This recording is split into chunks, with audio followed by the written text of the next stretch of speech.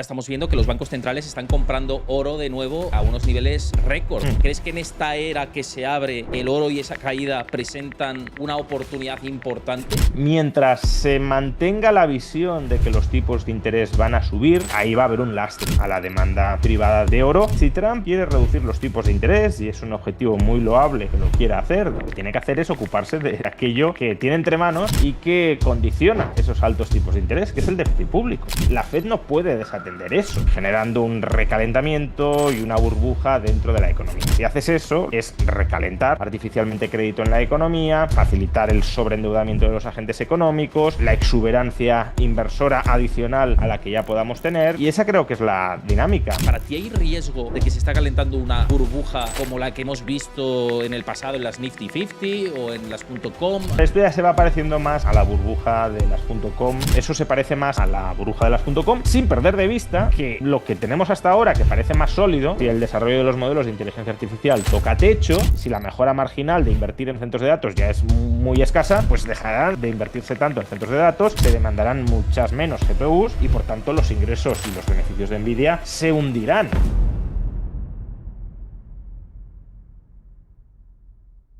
¿Qué tal? Muy buenas a todos, ¿cómo estáis? Espero que muy bien. Ya veis que la economía y los mercados no paran ni en verano. Estamos ya casi llegando a ese mes de julio. Un mes de julio que, por cierto, suele ser bastante positivo para la bolsa y ahora se ha calentado todo bastante. Ya con el panorama geopolítico más despejado, ya veremos hasta cuándo. Y con este calentamiento con las salidas a bolsa, que hemos tenido SpaceX, pero ahora vienen también Anthropic y OpenAI y vamos a ver cómo afecta al mundo de la inversión, los mercados y con una inflación que la tenemos por encima, bastante por encima del objetivo de los bancos centrales y a ver si todo esto puede cambiar un poco el panorama y con un oro que también está en la hoja de ruta de muchos inversores. Así que para hablar de todo esto, como siempre, aquí en el canal es un placer recibir a Juan Ramón Rayo. ¿Qué tal, Juan? ¿Cómo estás? ¿Qué tal? ¿Cómo estamos? Gracias por la invitación, como siempre. Siempre un placer y os recuerdo que para que apoyéis este tipo de contenido que hacemos aquí en el canal, ya sabéis, no os cuesta nada dejar ahí vuestro me gusta, suscribiros al canal y activad la campanita y también suscribiros al canal de Juan Ramón Rayo, que ya sabéis que publica vídeo diario y con contenido muy interesante, así que mi invitación a que os suscribáis, por supuesto, al contenido que hace en YouTube. Y dicho esto, quería empezar un poco por esa parte del final, la pata de la inflación, que está diluyéndonos cada vez más, que estamos yendo a una era de la escasez en la que hay que protegerse de una manera recurrente viendo lo que ha ocurrido en estos últimos años. Y ya no solo eso, sino que yo creo que ahora tiene Kevin Warsh una tostada importante para lo que se abre de aquí al final del año. Es más, incluso los futuros sobre fondos federales ya hablan de una subida de tipos de interés. Antes se hablaba de bajadas y Trump quería que hubiera bajadas y ahora ya sí que se habla en enero, no se sabe si en diciembre o en enero del 27, que puede haber una subida de tipos, ¿no? ¿Cómo ves este nuevo esquema que se abre para el ciudadano y el inversor? Bueno, yo creo que hay que tener en cuenta los diversos factores que pueden influir en la decisión de la Reserva Federal a la hora de determinar los tipos de interés. Porque has mencionado con anterioridad el caso de la inflación y desde luego la inflación es un factor que la Fed tiene muy en cuenta para fijar tipos, pero no es el único. Tengamos presente que los tipos de interés tienen un componente de, digámoslo así, tipo de interés real, el tipo de interés que se determina al margen de la inflación y que está influido por el peso relativo que tiene el ahorro y la inversión en la economía. Si hay mucha demanda de inversión y poca oferta de ahorro, el tipo de interés real sube, se encarece el coste de captar financiación. Y luego tenemos un componente nominal que intenta capturar cuánto se espera que se deprecie la unidad, la moneda con la que articulamos esa financiación, en este caso el dólar. Entonces, es verdad que cuando la tasa de inflación está alta y se espera que siga estando alta, la Fed establece tipos de interés nominales más altos que la inflación. ¿Para qué? Esto es lo que se conoce como el principio de Taylor, ¿no? ¿Para qué? Pues para estrangular la inflación, para anclar las expectativas de inflación, incluso para enfriar un poco la economía y que ese enfriamiento de la economía diluya esas expectativas de inflación. Pero esa no es la única preocupación. Imaginemos que no hay expectativas de inflación, que la Fed no se tiene por qué preocupar de la inflación. En ese caso, el tipo de interés que fija la Fed debería caer a cero, simplemente porque no hay expectativa de inflación. Claramente no, porque hay otros factores, como decía, que influyen sobre el tipo de interés. Si hay mucha demanda de financiación y poca oferta, y por tanto el precio real de la financiación es caro, y la Fed lo que hace es colocar los tipos al cero, lo que estás es, digamos, volviendo las condiciones crediticias tremendamente laxas e insostenibles y generando un recalentamiento y una burbuja dentro de la economía. Entonces, en estos momentos creo que podemos pensar que la Fed puede tener la tentación de subir tipos de interés el año que viene como consecuencia del repunte de la inflación, pero en principio este repunte de la inflación que hemos vivido durante los últimos meses está muy influido por un acontecimiento geopolítico que parece puede estar tocando a su fin, como es los ataques a estadounidenses e israelíes a Irán, pero hay otros factores que a mi juicio son los que condicionan de manera muy importante la decisión de la Fed de plantearse subir tipos que son más estructurales o que desde luego no tienen un carácter tan coyuntural como la guerra en Irán, que son por un lado el elevado déficit público del gobierno de los Estados Unidos. El gobierno es un demandante de financiación, absorbe ahorro para financiar el déficit. Entonces, claro, si demandas mucho capital, mucha financiación y la oferta de esa financiación no ha aumentado tanto, pues el precio de la misma tiene que subir. Y también otro factor, en este caso del sector privado, la creciente demanda de financiación, por ejemplo, para sufragar todas las inversiones en inteligencia artificial, que bueno, lo podemos ver quizá tanto como un aumento de la demanda de inversión o como una reducción de la oferta de ahorro, ¿no? Porque en muchos casos es financiación orgánica de las grandes empresas que antes de esto habrían volcado al mercado financiero de una u otra manera, aunque sea recomprando acciones, ese capital luego regresa al mercado financiero y ahora lo están utilizando para invertir. Tanto hay menos oferta de financiación por parte de estas grandes empresas al mercado. Entonces, claro, si esos dos factores, demanda de financiación pública y demanda de financiación privada muy intensa, están empujando al alza el tipo de interés real al margen de la inflación, la Fed no puede desatender eso. La Fed no puede decir, bueno, me da igual cuál sea el tipo de interés real de equilibrio, yo voy a bajar tipos de interés porque la inflación esté controlada. No, porque si haces eso, lo que vas a hacer, como he dicho antes, es recalentar, ¿no? Inyectar artificialmente crédito en la economía, facilitar el sobreendeudamiento de los agentes económicos, la exuberancia inversora adicional a la que ya podamos tener y por tanto recalentamiento, malas inversiones e incluso inflación. Y esa creo que es la dinámica. Entonces, por terminar, si Trump quiere reducir los tipos de interés y es un objetivo muy loable que lo quiera hacer, de hecho hizo campaña en este segundo mandato, tanto él como Bessent, por reducir los tipos de interés, lo que tiene que hacer es ocuparse de aquello que tiene entre manos y que condiciona esos altos tipos de interés, que es el déficit público. Que reduzca el déficit público y lo puede reducir tanto subiendo impuestos, que no sería mi elección desde luego, como recortando el gasto. Lo que ha hecho Javier Milei en Argentina, por cierto. Javier Milei se encontró con unos tipos de interés de en torno al 25% anual, propios de una economía en default, y ahora mismo los tiene en torno al 8%. ¿Por qué? Porque ha reducido, bueno, ha eliminado el déficit público y ha amortizado deuda. Es verdad que no toda la caída se debe a meramente la menor demanda de financiación del Tesoro. Hay un componente muy importante que es reducción de la expectativa de insolvencia del gobierno, que eso en el caso de Estados Unidos no está tan presente, pero si hay otra parte de, oiga, si yo pido prestado menos, pues obviamente el precio al que me prestan es menor, estoy tensionando menos el mercado de crédito. Pues eso es lo que tendría que hacer Donald Trump y lo que no quiere hacer. Con esta hoja de ruta de Trump que parece que hay en el horizonte y estos esquemas en política monetaria y en macro relacionado con la inflación, hay un activo que ha estado en boca de todos, sobre todo por esas caídas que ha sufrido, que ha sido el oro. Ahora estamos viendo que los bancos centrales están comprando oro de nuevo a unos niveles récord. De hecho, en la última encuesta, bancos centrales decían que iban a incrementar su posición de oro prácticamente todos. Es decir, que estamos en una dinámica en la que la caída de precios les resulta muy atractiva. ¿Crees que en esta era que se abre el oro y esa caída presentan una oportunidad importante, viendo ese esquema que se viene? A ver, aquí hay que distinguir dos cosas. Uno, no pensemos que los bancos centrales están comprando oro con un objetivo patrimonial de revalorización, que esa es, yo creo, la visión muy legítima que puede tener gran parte de la audiencia a la hora de decidir invertir en oro. Yo quiero invertir en oro porque creo que va a subir de precio, sea verdad o no, pero esa es mi tesis de inversión. Y como creo que va a subir de precio, compro porque quiero revalorizar mi patrimonio, ¿vale? Eso es una visión inversora, ya digo, muy legítima, muy extendida en el sector privado, creo que además es la correcta para el conjunto de la economía, pero hay que tener en cuenta que los inversores y desde luego los bancos centrales también pueden adquirir activos por otros motivos y el que quiero destacar es como reserva de liquidez. Es decir, yo no compro un activo porque espere que se revalorice o porque me vaya a proporcionar rentas monetarias que me permitan incrementar mi capital. No, lo compro porque es un vehículo para preservar mi liquidez y por tanto para poder disponer de esa liquidez en momentos problemáticos, porque es una reserva de última instancia de liquidez, no es para hacer liquidaciones de pagos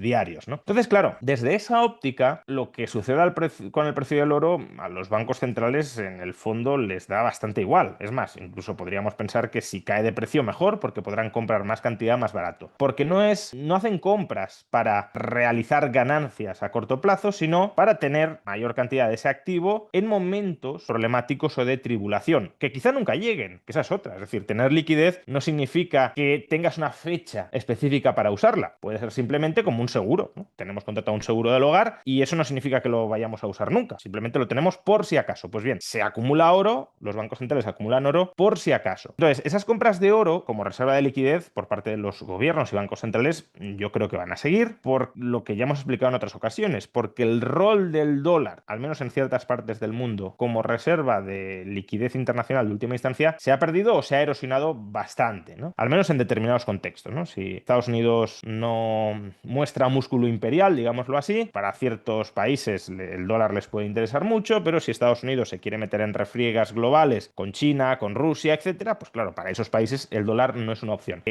bajo esos escenarios. Y por tanto, tiene sentido que acumulen oro. ¿Significa esto que el oro se va a revalorizar meramente porque los bancos centrales compran oro? No, porque la demanda total de oro no la determinan solo los bancos centrales. Obviamente es un suelo importante a tener en cuenta, pero bien hay que considerar la demanda privada. Y aquí es donde conectamos con lo que acabamos de explicar. El oro, especialmente entre los agentes del sector privado, es un activo que típicamente se revaloriza cuando los tipos de interés reales, es decir, descontando la inflación del tipo de interés nominal, cuando los tipos de interés reales son nulos o negativos. Básicamente, lo que sucede en ese caso es que la rentabilidad de activos más o menos seguros, de renta fija más o menos de bajo riesgo, es una rentabilidad negativa. Entonces, claro, si tú quieres mantener liquidez aparcándola en renta fija, en tipos de interés negativos, te hace perder. Tu patrimonio no es que se mantenga, sino que se va reduciendo con el paso del tiempo. Con lo cual, en ese contexto es bastante común buscar activos monetarios alternativos y el oro, desde luego, lo ha sido desde hace siglos o milenios. También, por cierto, en ese contexto, otros activos monetarios o cerca de monetarios, pseudomonetarios como Bitcoin, pues se tienden a revalorizar, tipos de interés negativos. Pero ahora es lo que decíamos, tenemos una perspectiva de elevación de tipos reales, de una elevación de los tipos de interés reales que son positivos y que se espera que sean aún más positivos, tanto para contrarrestar lo que pueda quedar de inflación, pues guerra en Irán, cuanto por lo que decíamos antes, porque la demanda de capital público-privado va en aumento y si la oferta no lo hace, pues el tipo de interés real sube. Y en ese contexto, pues bueno, lo estamos viendo con Bitcoin, lo vemos con el oro, se produce un salto desde esos activos que no tienen un rendimiento explícito a otros activos que sí lo tienen, ¿no? Toda la narrativa que hemos escuchado de Bitcoin está cayendo porque los inversores en Bitcoin prefieren invertir en acciones de empresas vinculadas al desarrollo de la inteligencia artificial. Bueno, eso como tesis de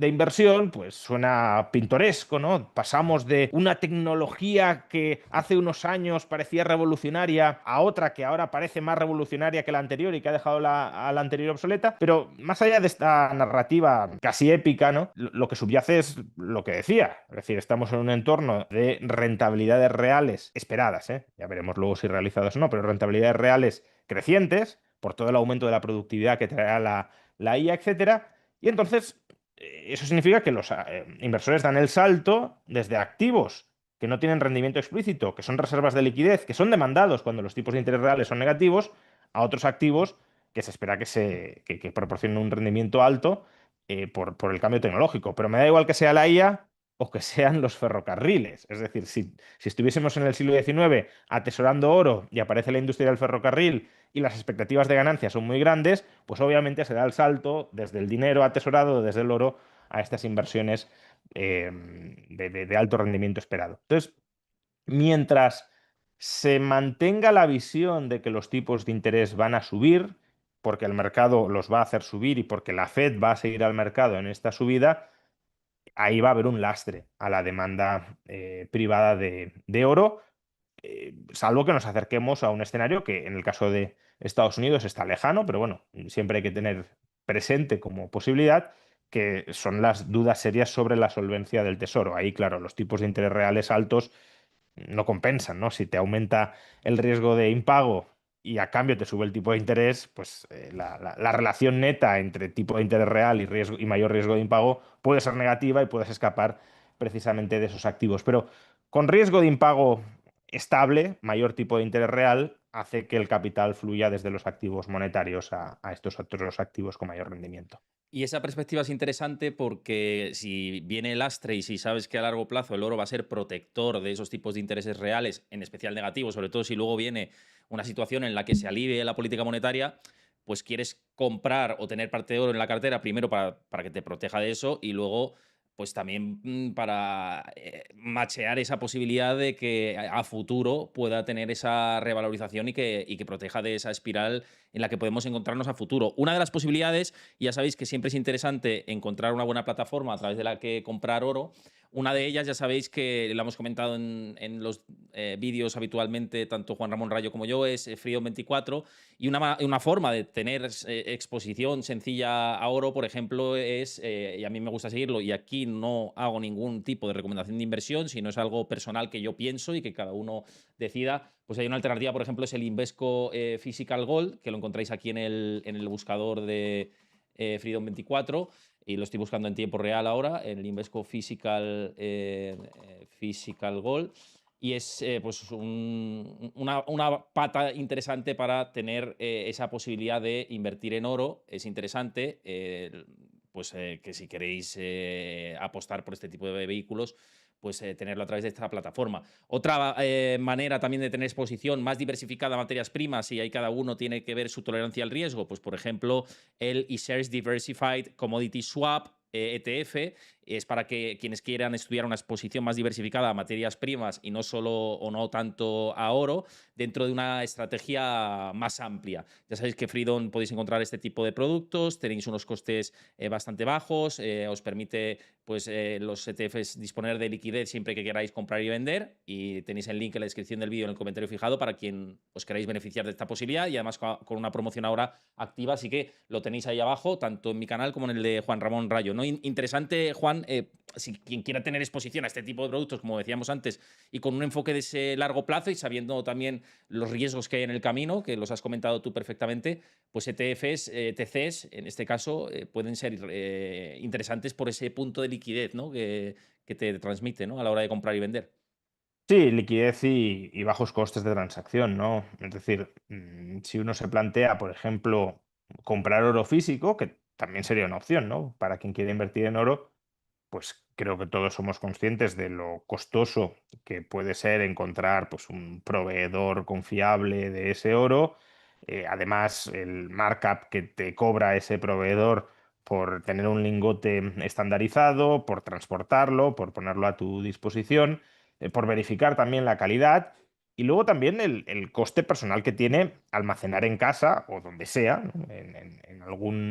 En alguna reserva que poseas, ese oro, protegerlo frente al riesgo de extravío o sobre todo de robo. Todo eso son costes que te ahorras, vamos, son costes muy sustanciales que pueden ser equivalentes al 3 4 5% del valor del oro que estás atesorando, que te los ahorras con un ETF o un ETC, donde la comisión puede estar en torno al 0,5-0,6% anual, ¿no? Entonces, sí, claro, desde luego, tanto para commodities, cuanto para acciones, ¿no? Pensemos lo que puede costarle a un particular componer una cartera ampliamente diversificada, no digamos ya replicar un ETF, ¿no? Perdón, un ETF, un índice a través de un ETF. O sea, o no a través de un ETF, sino como alternativa a un ETF. Pues que vas a comprar una pequeñita porción de todas las acciones del Standard Poor's 500 con rebalanceos continuados. Obviamente no tiene sentido, sería carísimo, y con un ETF que replique el Standard Poor's 500, pues lo puedes lograr a una fracción ínfima del coste que tendrías que asumir tú. Pues quienes se quieran aprovechar, lo dicho, lo dejamos ahí en el link, en la descripción del vídeo, en el comentario fijado, para que os aprovechéis si vosotros lo consideráis interesante. Dicho esto, antes comentabas una cosa muy importante, y es la inversión importante de la administración Trump en inteligencia artificial, en esta guerra que está teniendo con China para el dominio tecnológico de la próxima década o de las próximas décadas. Y ahora hemos visto algunas salidas a bolsa, como Ujú. SpaceX, que han calentado el FOMO de los inversores, y se prevé Anthropic y OpenAI también para este año. SpaceX está siendo una locura auténtica para el público minorista, pero también para el institucional. Y aquí la pregunta es bastante clara, viendo un poco todo este contexto. ¿Para ti hay riesgo de que se está calentando una burbuja como la que hemos visto en el pasado en las Nifty 50 o en las .com? ¿Hay esa posibilidad observando todo este furor mayúsculo en las valoraciones en las que están saliendo todas estas OPVs? Hombre, esto ya se va pareciendo más a la burbuja de las .com en el sentido de que SpaceX, por ejemplo, todavía no tiene beneficios y por tanto hay que valorarla a múltiplos sobreventas e incluso a múltiplos sobreventas está muy cara, ¿no? Está carísima. Pero como se espera, y no digo que no vaya a suceder, pero al final fijémonos ya en todos los escalones de expectativas que hay que ir adoptando, como se espera que esos ingresos puedan aumentar mucho y que en algún momento esos ingresos crecientes se traduzcan en beneficios, pues entonces vamos valorando en función de las expectativas.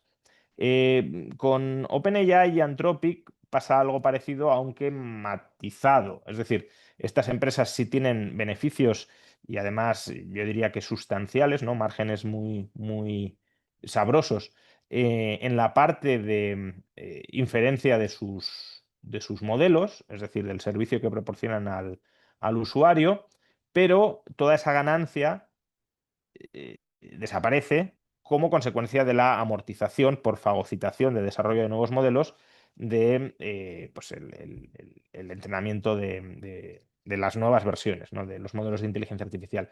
Entonces, claro, aquí lo que falta por ver en estas otras dos compañías es qué va a pasar cuando se estabilice el mercado. Si es que se estabiliza, ¿no? Porque ahí también hay escenarios muy, muy variados. Pero si se estabiliza, es decir, si la capacidad cognitiva de estos modelos de inteligencia artificial llega a un techo y deja de mejorar exponencialmente, y por tanto ya no tiene tanto sentido invertir crecientemente cantidades de dinero en desarrollar centros de datos para crear mejores modelos, pues ahí, claro, va a haber una competencia, mm, o sea, digámoslo así, ahora se está compitiendo sobre todo por ver quién tiene el mejor modelo. Porque se juzga que un modelo diferencialmente mejor a otro pues genera ganancias de productividad a quien lo utilice muy sustanciales, ¿no? Que, bueno, por ponerlo en términos de ChatGPT, que quien utiliza ChatGPT 5.5, pues está muchos niveles por delante de quien utiliza ChatGPT 4. ¿Bien? Entonces, claro, vale la pena ir desarrollando el mejor modelo porque si tú eres en cada momento el que tiene mejor modelo, serás el que capte toda esa bolsa de usuarios, el que además tenga cierta capacidad para imponer precio, porque la gente estará dispuesta a pagar más por tu modelo superior, etcétera. Ahora, si esa velocidad de mejora del modelo se va ralentizando y por tanto al final fuéramos a un escenario donde casi todos los modelos tuviesen una capacidad cognitiva parecida, quizá algunos más especializados en algunas áreas que en otras, pero donde no hubiese grandes diferencias en capacidades, en lo que cada modelo puede hacer, entonces la competencia se trasladaría fuertemente vía precio, ¿eh? Se comoditizaría la industria y es una industria donde no existen grandes barreras de entrada. Al revés, incluso podríamos decir que los que entran más tarde, si se llega a un techo de capacidad cognitiva, pueden tener ventajas frente a los que han desarrollado esos modelos a un coste muy alto, ¿no? Porque una vez tú puedes, digamos, reproducir, ¿no? Lo que hace DeepSeek, puede reproducir las capacidades de los modelos más avanzados a una fracción del coste.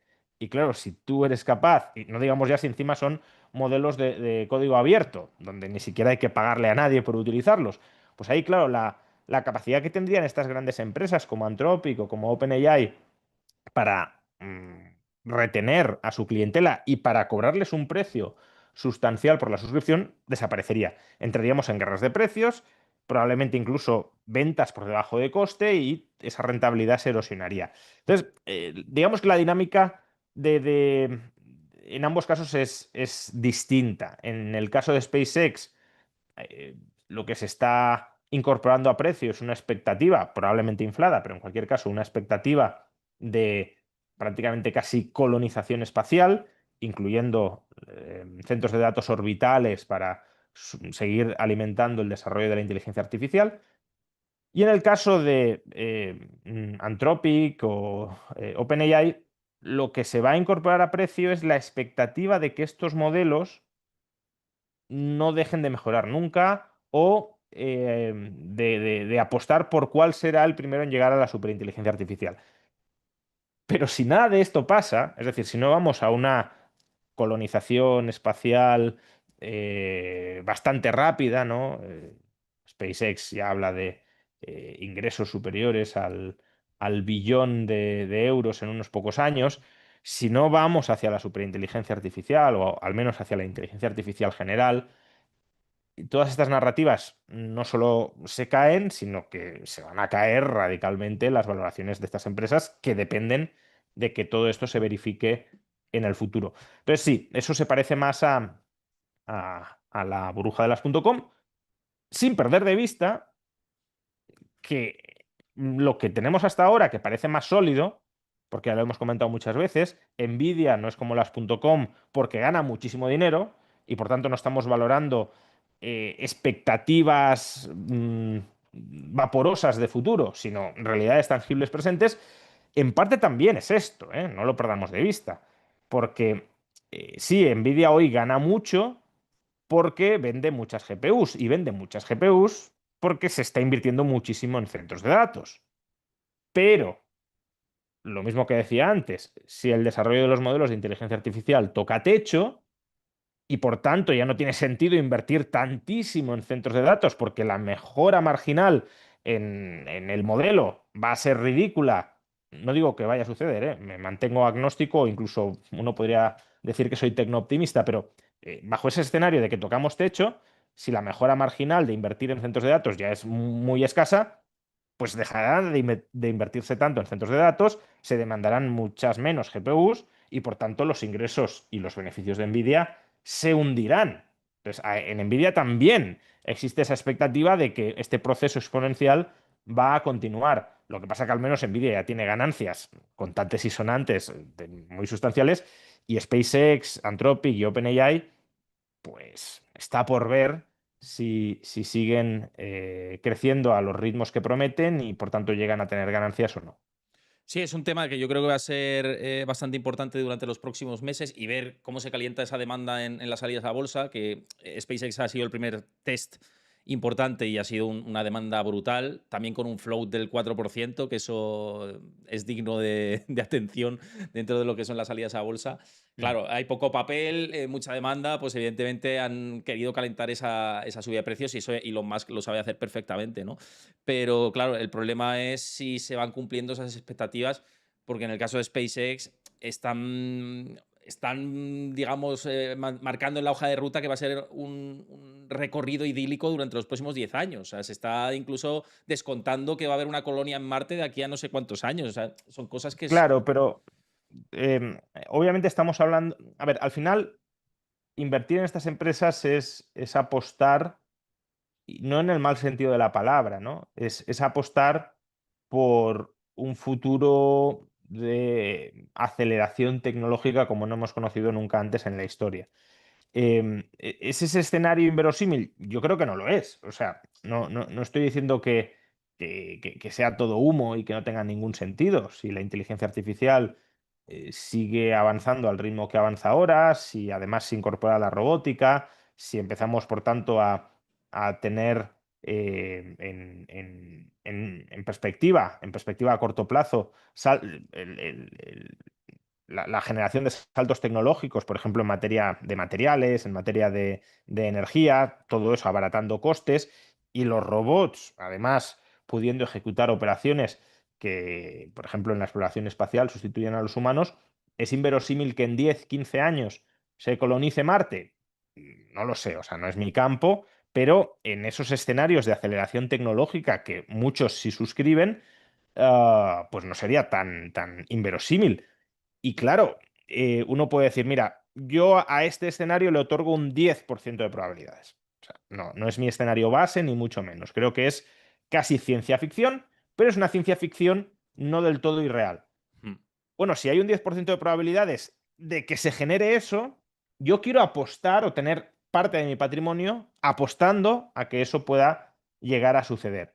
Por si acaso, ¿no? Porque al final, si yo ya tengo el 90% de mi patrimonio en inversiones aburridas, en inversiones de esto es bueno si todo sigue siendo igual o si todo sigue funcionando igual que hasta ahora, pues a lo mejor no tiene, o tiene cierto sentido decir, oye, pues una pequeña parte de mi patrimonio la voy a colocar a algo que se revalorizaría mucho si cambian muchísimo las cosas, ¿no? Porque no me quiero perder esa posibilidad, que no probabilidad, pero, o alta probabilidad, pero sí esa posibilidad. Bueno, creo que es una estrategia que no es la mía necesariamente, pero que puede tener sentido. Y creo que es la tesis de inversión que puede ser defendible para estas salidas a bolsa, para aquellos que sean conscientes de que están haciendo eso. Claro, si uno invierte diciendo, no, no, es que esto ya son habas contadas y seguro que SpaceX en unos pocos años se va a hinchar a ganar dinero. Bueno, eso ya es hacer, desde mi punto de vista, un mal análisis, una mala tesis de inversión. Pero con los parámetros que he dicho antes, bueno, si uno se la quiere jugar siendo consciente de los riesgos que está asumiendo y de las hipótesis que está adoptando, pues adelante, claro. Veremos a ver, ¿no? Con lo que tenemos por delante. Vamos a tocar un tema que siempre hablamos por aquí habitualmente y es el de la vivienda. La vivienda que preocupa mucho al ciudadano español y yo creo que a casi todo el mundo. Y hemos conocido datos de que el precio de la vivienda ha batido su récord histórico en el primer trimestre del año en varias comunidades autónomas. Y además, un estudio que quería comentar contigo, que es que el 86% de los hogares en alquiler no tiene ni siquiera el ahorro disponible para dar el salto a comprarse una vivienda. Y con esa subida de precios que estábamos viendo anteriormente, parece que se les apaga esa ventana de posibilidad de hacer la compra de su primera vivienda. No sé cómo ves esto y si puede cambiar o incluso puede agravarse. Sí, el reportaje del diario El Mundo es muy interesante. Es una investigación que ha llevado a cabo el economista Ángel Martínez, a quien recomiendo seguir en Twitter porque siempre publica material muy interesante. Y lo podríamos describir algo así como la carrera de la rata de una generación de jóvenes que están atrapados en el alquiler y que no tienen salida posible, salida financiera posible al mismo. Básicamente lo que cuenta Ángel en este reportaje, en esta investigación que ha hecho, son, o hay varios mensajes, ¿no? El primero es que eh, algo que intuitivamente ya sabemos en general, pero que conviene remarcar, que es que para una persona o para una pareja resulta más holgado o más fácil económicamente hacer frente al pago de la cuota de una hipoteca que al pago del alquiler. Es decir, que desde una perspectiva de flujo de caja, estar alquilado, salvo que quieras comprar movilidad, claro, pero estar alquilado hoy en día no tiene mucho sentido. Si tú quieres residir en una zona y crees que vas a residir en esa zona a muy largo plazo, lo lógico es que compres, no que alquiles, porque te va a salir más barato. Em, y además, y claro, al salirte más barato, vas a tener capacidad de ahorro y vas a vivir menos asfixiado mes a mes, ¿no? Entonces, si eso es así, ¿por qué la gente sigue alquilando y no comprando? Pues la restricción que detecta Ángel es que, como decías, el 86% de las personas que están alquiladas no tienen ahorros suficientes para hacer frente a la entrada de una hipoteca. Y esa es la restricción que muerde. No es tanto el ingreso en relación con la cuota de la hipoteca, que ya hemos dicho que por ahí incluso habría una ganancia de oxígeno financiero. La restricción que les impide comprar es la falta de ahorros previo. ¿Y por qué no tienen ahorros? Y claro, aquí pues hay algunas formulaciones boomer de los jóvenes, es que se lo gastan todo en viajar, en ocio, en Netflix, etcétera, que no tiene mucho sentido, ¿no? De hecho, el gasto en ocio de la generación joven actual como porcentaje de ingresos es inferior al de generaciones pasadas. La razón es otra, es porque su capacidad de ahorro se la come el alquiler. Entonces, como están alquilados, no pueden ahorrar. Y como no pueden ahorrar, no pueden dejar de estar alquilados. Y es una tragedia económica y financiera para una generación que además yo creo que ella misma es consciente de eso. Es decir, no le estamos descubriendo a nadie la pólvora. Quien está en esa situación lo sabe que podría pagar una hipoteca, pero no le dan una hipoteca porque no tiene ahorros. Y cuidado, es razonable que no se le dé una hipoteca a quien no tiene ahorros para hacer frente a la entrada, porque entonces se está participando en un riesgo asimétrico. Me dan el 100% de la hipoteca con dación en pago, pongamos por caso.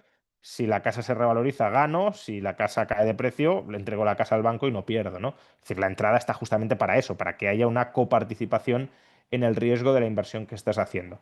El problema no es ese, el problema no es que se exija entrada para una hipoteca, que es razonable desde un punto de vista de prudencia bancaria y financiera. El problema es que haya decenas de miles, centenares de miles de jóvenes que no tengan capacidad de ahorro por culpa del alquiler. Y ahí volvemos a lo mismo de siempre.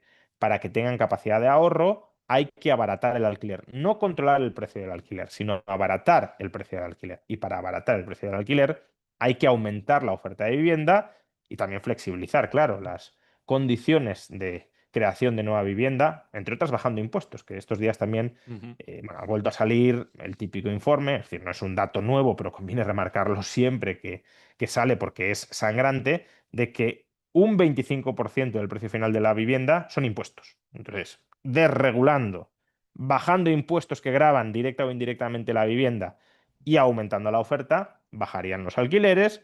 Bajando los alquileres aumentas la capacidad de ahorro de los jóvenes y aumentando esa capacidad de ahorro les das la opción, no la obligación, les das la opción de si lo consideran oportuno comprarse una vivienda.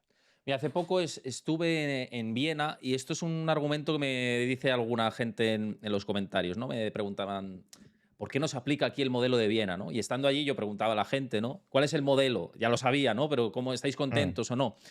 Y claro, para quien no lo conozca, al final Viena es una ciudad que apuesta mucho por el modelo público de alquiler, ¿no? Y lo que les está ocurriendo, por lo que me están trasladando y que llevan más de 100 años en ese modelo, o sea, es un modelo que llevan implementando mucho tiempo y licitando suelo público para que se destine a alquiler y luego pues también compra-venta pública, pero el 70 y tantos por ciento de la gente vive de alquiler allí.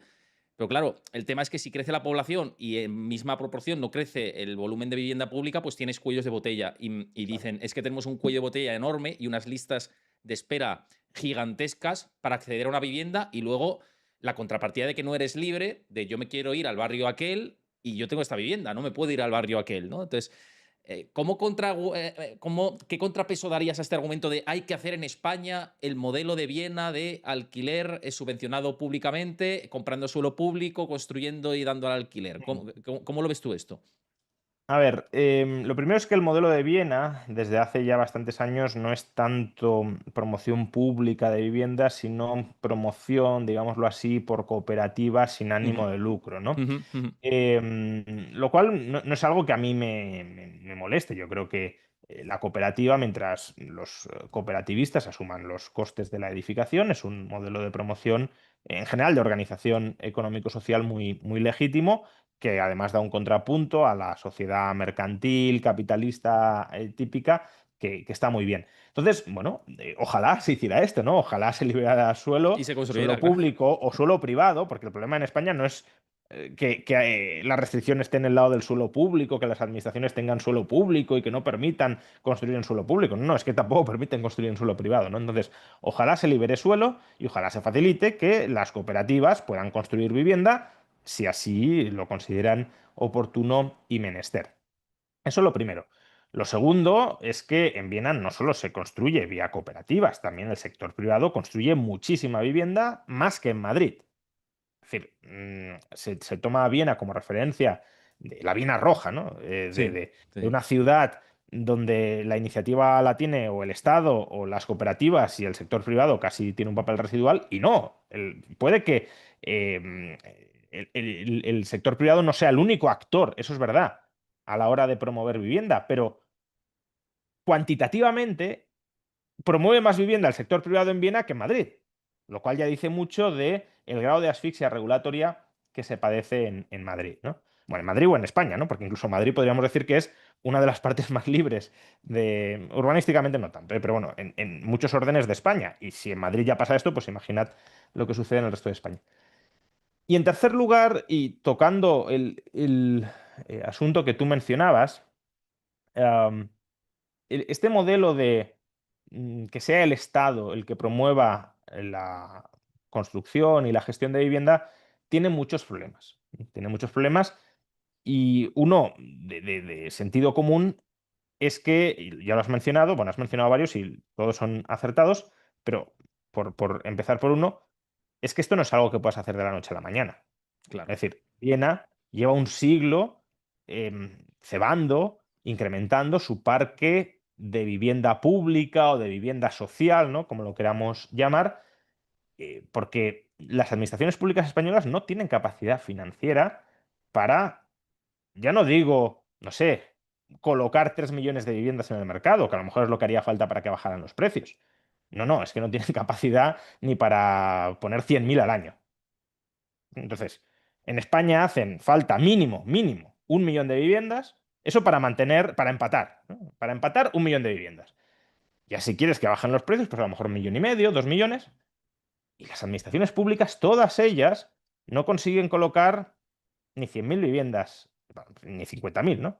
Al año. Entonces, ¿cómo pretendes colocar a muy corto plazo 1 millón o 2 millones si ahora mismo ya no eres capaz de colocar 50.000? Por tanto, esa no es la solución. La solución es conseguir movilizar parte del ahorro que sí existe en el sector privado y que ha de redirigirse hacia el sector inmobiliario para aumentar, no digo en el plazo de un año, quizá en 4, 5, 6 años, pero no desde luego en 30, 40 o 50 años, como sucedería con el sector público, conseguir aumentar sustancialmente el stock de vivienda en un lustro, ¿no? Y es verdad que algunos podrán decir que si esa capacidad financiera está en el sector privado, pues entonces también el sector público se podría hacer con ella y por tanto instrumentalizarla para acelerar la construcción. Pero claro, eso implicaría expropiar el ahorro privado no de grandes multimillonarios, sino de la sociedad española en su conjunto, porque ahí reside fundamentalmente la capacidad de financiación, ya digo, del sector inmobiliario.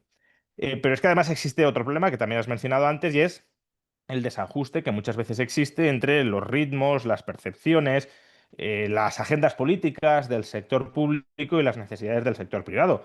Si hay un desajuste entre oferta y demanda y solo el sector público puede promover, pues con lo que y además promover a precios controlados, con lo que te encuentras es con racionamiento, ¿no? Eso es algo que está pasando, por ejemplo, ya no en Viena, sino de manera muy clara, por ejemplo, en Estocolmo. Hay barrios de la ciudad de Estocolmo donde la lista de espera para poder mudarte, para poder trasladarte, es de 20 años. No estamos hablando de un año, de dos, o de periodos informales de tiempo, de bueno, cuando haya un hueco le llamaremos. No, no. Listas de espera de 20 años. Y eso, ya digo, es consecuencia de haber destruido el mercado y haber reemplazado el mercado por un mecanismo de asignación y de reparto político. Y ahora que hablas de expropiación, como conclusión, es otro argumento que se vuelve a utilizar bastante por un polo concreto de la población que con esta situación dramática se ve asfixiada. No digo de la parte política, sino que me lo encuentro en la calle de hay que expropiar las Ujú. casas que están vacías, etcétera, etcétera, ¿no? Gente que está como muy a la desesperada y que dice, si es que hay casas vacías, pero claro, es que una vez más, seguramente esas casas vacías o están por la falta de regulación o por el exceso de regulación, mejor dicho, y por la inseguridad jurídica que tenemos en este país y luego seguramente en sitios en los que nadie quiere vivir, donde no hay demanda de vivienda per se, ¿no? Mira, el porcentaje de viviendas vacías, lo definamos como lo definamos, en Madrid, en Barcelona, en Valencia, en las grandes ciudades, que es donde se concentra sobre todo el problema de vivienda, viene cayendo, según el INE, según los diversos censos de viviendas que elabora el INE, desde el año 2000. ¿Vale? Desde el año 2000 los precios se han disparado, el porcentaje de viviendas vacías ha ido cayendo, cayendo y cayendo. Por tanto, la relación de causalidad no puede ser la de que los precios están aumentando porque a cada vez hay más viviendas vacías, porque no las hay, ¿no? Cada vez hay menos, hay menor porcentaje del stock total. Entonces, esa no es la causa es que falta vivienda. Es verdad que uno podría decir, bueno, pues si falta vivienda y hay vivienda vacía, ¿por qué no la sacamos al mercado? Pero entonces uno también debería preguntarse por qué esa vivienda está vacía, ya sea por la inseguridad jurídica, ya sea porque no es ahora mismo habitable y hace falta una inversión muy fuerte que los propietarios o no pueden o no quieren acometer, etcétera. Y oye, si se ponen en marcha mecanismos de mejora de las condiciones de acceso al mercado, pues bienvenido porque se movilizará ese stock de vivienda vacía que aunque escaso, pues bueno, toda ayuda.